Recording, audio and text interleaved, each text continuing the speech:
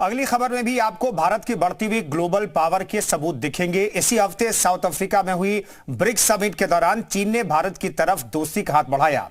Johannesburg में चीन के राष्ट्रपति शी जिनपिंग खुद आगे बढ़कर प्रधानमंत्री नरेंद्र मोदी से बात करने के लिए आगे आए, जिसकी वजह थी एलएसी पर लगातार बढ़ रही टेंशन। पीएम मोदी ने एलएसी के मुद्दे पर किस तरह चीन को दो टूक जवाब दिया है, यह साउथ अफ्रीका से आई तस्वीरों से समझिए।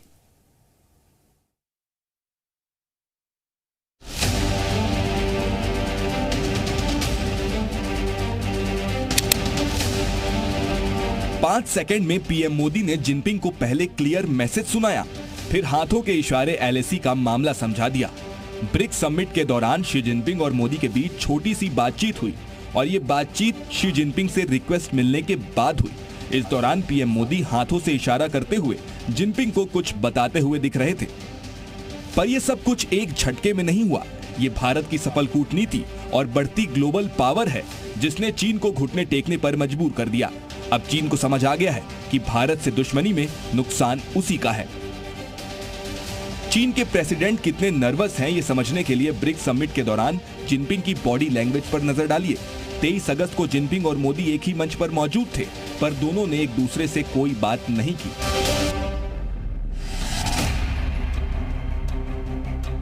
एक दिन बाद 24 अगस्त को जिनपिंग और मोदी एक साथ एक मंच पर थे और यहाँ जिनपिंग आगे बढ़कर खुद मोदी से हाथ मिलाने आए।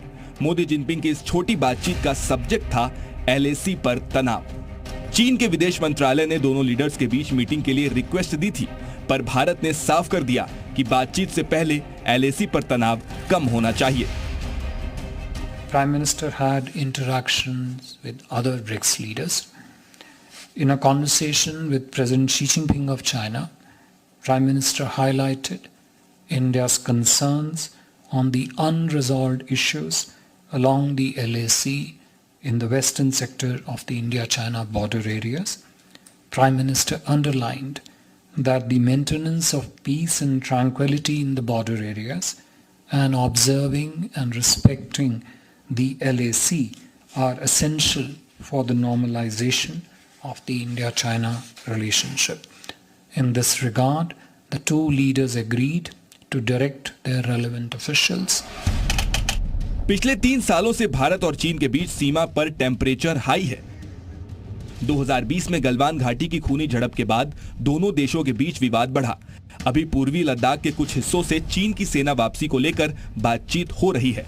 अब तक भारत चीन के बीच 19 बार कमांडर स्तर की मीटिंग हो चुकी है, पर एलएसी का विवाद सुलझा नहीं है।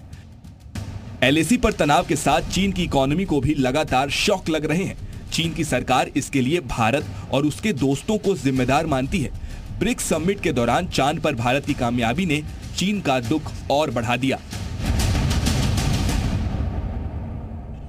हर किसी से बधाइयां मिल रही हैं और दुनिया भर में भी